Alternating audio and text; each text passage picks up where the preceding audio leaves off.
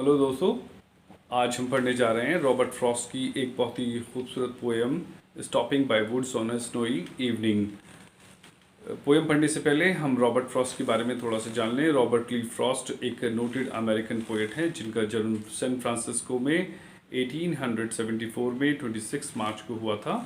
और इनकी बहुत ही फेमस कुछ पोएम्स के नाम मैं बता दूं, जिनमें birches, mending wall, snow, the road not taken वगैरह वगैरह हैं।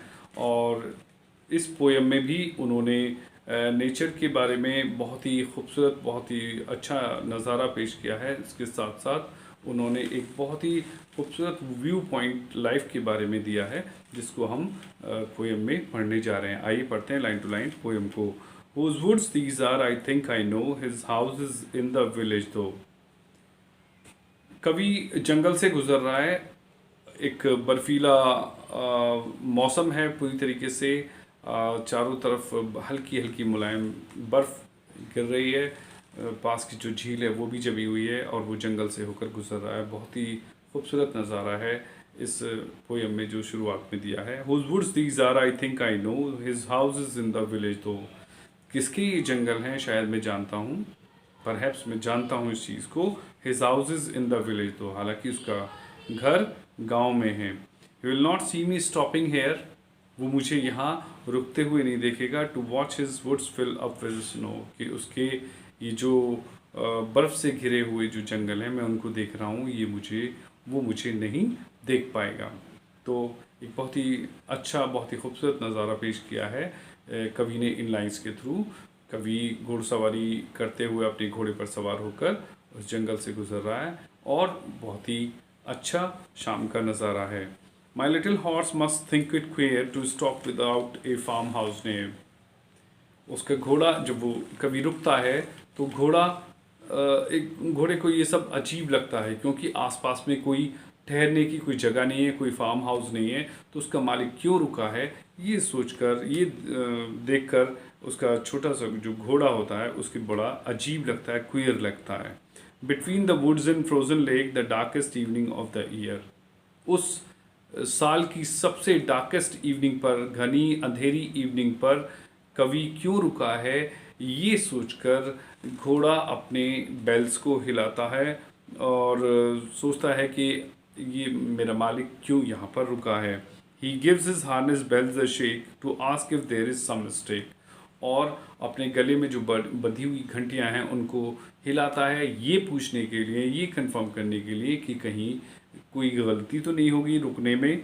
The only other sound's the sweep of easy wind and downy flake.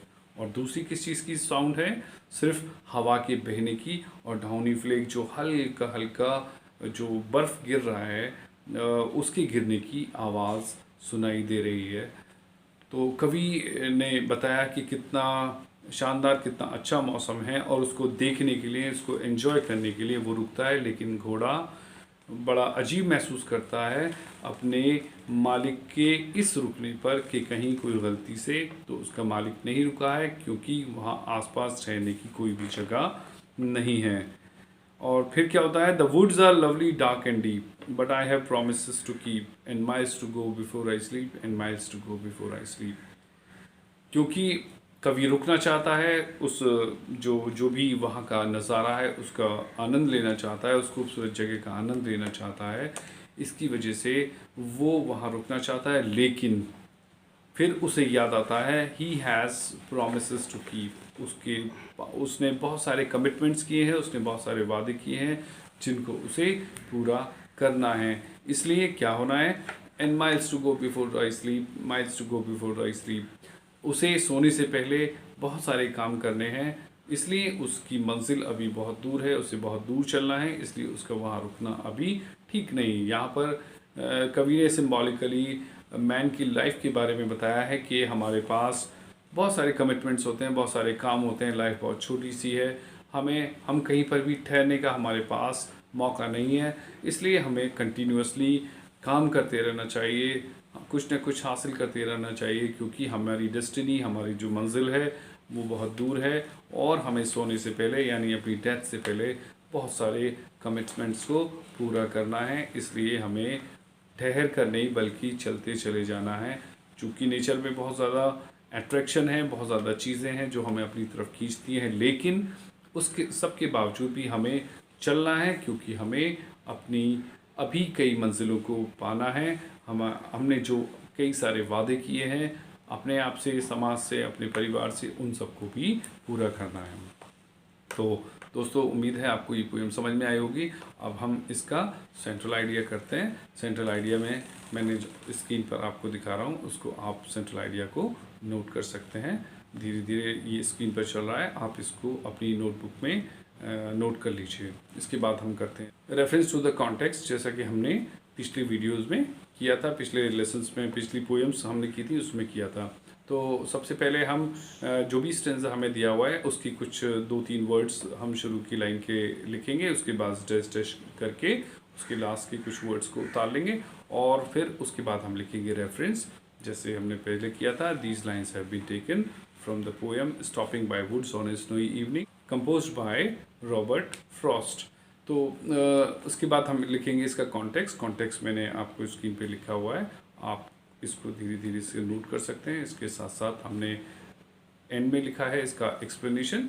Explanation भी ठीक उसी तरह से होगा जैसे हमने सेंट्रल आइडिया का जो मोस्टली पार्ट है उसको हम कवर करेंगे, और सेंट्रल आइडिया का जो इम्पोर्टेंट पार्ट्स हैं उनको लिखकर हम इसको पूरा कर लेंगे। इस तरीके से ये हमारा रेफरेंस टू द कॉन्टेक्स्ट पूरा होता है और इसी के साथ हमारी पोएम पूरी होती है।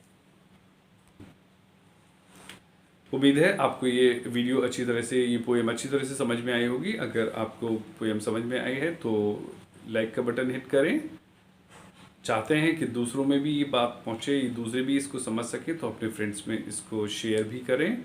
और साथ के साथ अगर आपको कोई डाउट है, कोई क्वेश्चन है, तो आप कमेंट सेक्शन में जाकर क्वेश्चन भी पूछ सकते हैं।